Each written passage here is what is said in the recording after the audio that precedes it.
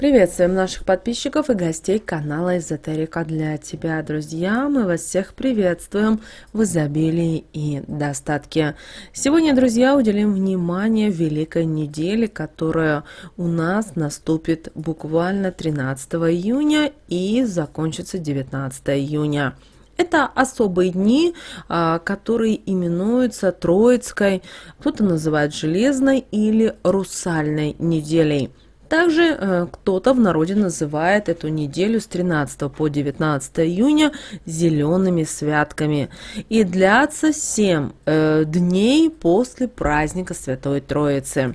Напоминаем всем, что Троица в этом году у нас с вами выпала на 12 июня, а особая неделя после нее продлится с 13 по 19 июня.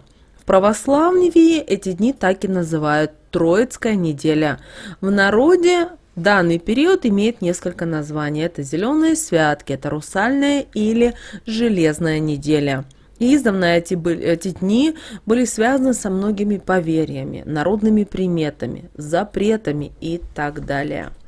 Вы знаете, именно Троицкая седмица, это период является продолжением празднования Святой Троицы как одного из самых крупных двунадесятых праздников православия.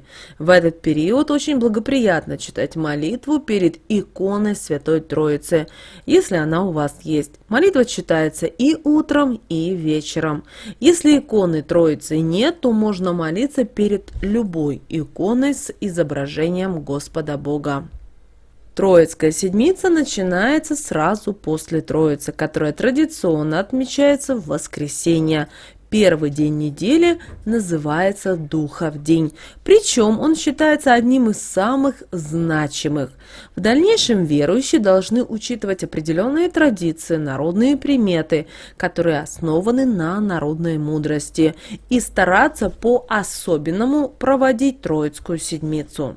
Троицкая седмица, друзья, это недельный период после Троицы. И, как мы уже сказали, эта неделя начинается с Духова дня, который отмечается сразу после Троицы. И давайте поговорим о том, какие же самые важные народные приметы на Троицкую неделю. Люди издавна знают, что народные приметы играют очень важную роль на Троицкую неделю. К тому же народные приметы основаны на мудрости и опыте народа. Итак, давайте начнем с того, что главный цвет этой недели – это зеленый. На протяжении недели люди восхваляют природу. Неудивительно, что в народных гуляниях активно используют полевые травы и цветы. К тому же дома украшают травой и зелеными ветками деревьев. Нужно отметить, что обычно для защиты домов от злых сил и привлечения позитивной энергии используют ветви освященных деревьев. В этот период ни в коем случае нельзя выбрасывать зелень. Считается, что лечебные троицкие растения нужно использовать в народной медицине. Травы, которые были собраны на саму Троицу, да еще и освящены в церкви, считаются очень полезные. А юные девушки в этот день у наших предков плели венки и пускали их в воду. Считается, что венок должен поплыть как можно дальше для того, чтобы жизнь была счастливой. А вот если венок утонет, то можно ждать слез и печали. На протяжении всей недели наши предки знали, что нельзя было ходить в лес и к естественным водоемам. Считалось, что Троицкая неделя – это период, когда русалки и мавки могут проявить свои негативные силы. Как мы уже сказали, Троицкая седмица – это особый период, который связан и с определенными запретами. Важно сразу отметить, что в среду, в пятницу и в субботу традиционно наши предки проводили хороводы и народные гуляния с активным участием девушек. Именно после недели наступал Петров пост, который отличается жесткими пищевыми ограничениями. И наши предки знали, что на Троицкую неделю ни в коем случае нельзя грустить. Лучше всего восхвалять природу и радоваться бытию, законам жизненного цикла. Особенным почитанием у наших предков использовалась береза. Именно вокруг этого дерева традиционно организовывали хороводы. К тому же березу могли украшать разноцветными ленточками. Даже брали березовые ветки для украшения жилья и храмов. Нужно отметить, что на Троицкую неделю нельзя было издеваться не только над березой, но и над другими деревьями и растениями. Очень важно в этот период восхвалять природу и показывать свое уважение, почтение перед природными силами. На протяжении всей недели запрещены практически все дела, которые связаны с домашним трудом. Считается, что любая работа по дому должна быть отложена. В противном случае могут начаться неприятности в жизни хозяйки. И Троицкая седмица начинается с празднования Духова дня. В этот день после посещения храма и молитвы верующие отправляются к источникам. Там набирают водичку или купаются, желая зарядиться здоровьем и силой. Больным такие процедуры часто приносили исцеление. И считается, что именно сейчас Земля именинница, а поэтому старались отказаться от любой работы на земле, чтобы не тревожить матушку Землю. Именно поэтому есть поверье, что любые огородные посадки нужно было завершить именно до Троицы. Всю неделю наши предки занимались обычными делами и ходили в гости, навещали старших и одиноких родственников, старались и во всем помогать. Не игнорировали и благотворительность, подавали нищим милостыню, помогали нуждающимся не только деньгами, но и делом, если, конечно, требовалось. Никаких ограничений в питании нет всю неделю, а значит, можно готовить любые блюда. Но, помня о предстоящем посте, старались сократить количество съедаемой пищи, подготавливая к нему обязательно свой организм.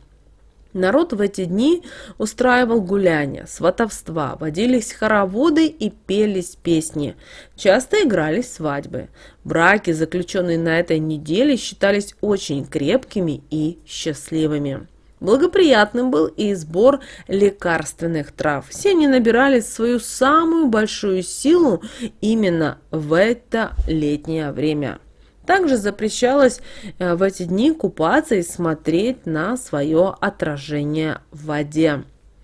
Троицкая седмица – это особый зеленый праздник, который связан уже с летним теплом, с чудесным настроением и возрождением жизни.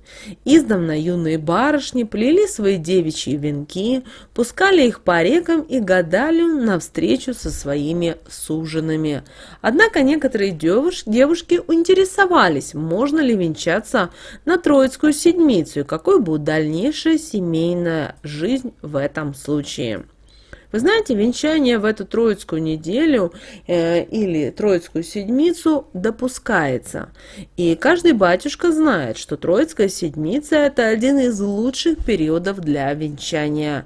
Браки, которые будут заключены в этот период, позволят обрести настоящее семейное счастье и создать идеальный быт.